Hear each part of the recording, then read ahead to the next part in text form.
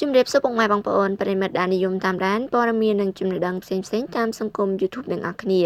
ថ្ងៃនេះដែរខ្ញុំសូមលើកយកនៅអត្ថបទមួយមកជម្រាបជូនដល់បងប្អូនទាំងអស់គ្នាបានដឹងមានចំណងជើងថាកុំប្រើលេទៀតអីងាកមកប្រើវិធីងាយៗនេះឆាប់ឃើញផលលឿនជាងចាចង់ដឹងថាវិធីសាស្ត្រយ៉ាងណាចាក្នុងការធ្វើឲ្យស្បែករបស់យើងសចានឹងបានផលលឿននោះចង់ដឹងព័ត៌មានលម្អិតសូមបងប្អូនទាំងអស់គ្នាតាមដានទស្សនាជាមួយនឹងខ្ញុំទាំងអស់គ្នាថ្ងៃនេះយើងនឹងបង្ហាញអ្នកពីវិធីសាស្ត្រធ្វើឲ្យដៃឆាប់សទន់ម៉ត់រលោងបានយ៉ាងឆាប់លឿនរហ័សបំផុតនេះពិតជាវិធីខាត់ស្បែកដែលមានប្រសិទ្ធភាពបំផុតវិធីដ៏សាមញ្ញមួយនេះយើងនឹងដុសខាត់ដៃដើម្បីកម្ចាត់ស្រទាប់កោសិកាស្បែកដែលងាប់ចេញវានឹងស្បែកខ្មៅដែលត្រូវនឹងពន្លឺថ្ងៃហើយអ្នកអាចមើលឃើញ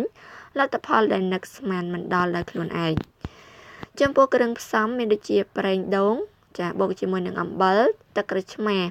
ទឹកក្តៅអ៊ុនៗចំពោះការណែនាំទី1យកអំបិលដាក់លើខ្នងដៃរបស់អ្នកយើងត្រូវដុសខាត់វានៅលើដៃរយៈពេល15ទៅ20នាទីដាក់ប្រេងដូងចូលអំបិលហើយដុសញីពេញលើខ្នងដៃរបស់អ្នករយៈពេល15នាទីទី2ក្រោយរយៈពេល15នាទីយកចានដាក់ទឹកក្តៅអ៊ុនៗចូលនិងបន្ថែមទឹកក្រូចឆ្មា1ស្លាបព្រាបាយចូលលាងសម្អាតដៃរបស់អ្នកជាមួយនឹងទឹកមួយនេះអ្នកអាចប្រើវិធីនេះដើម្បីកម្ចាត់ស្រទាប់កោសិកាស្បែកខ្មៅនៅលើជើងផងដែរពិតជាអស្ចារ្យមែនទែនចំពោះវិធីសាស្ត្រនេះគឺធ្វើឲ្យស្បែករបស់យើងសទន់ម៉ត់រលោងនឹងកម្ចាត់នៅបញ្ហាស្បែកដែលយើងដែលហៅថាកោសិកាដែលងាប់ចេញនឹងបានស្បែកវិញត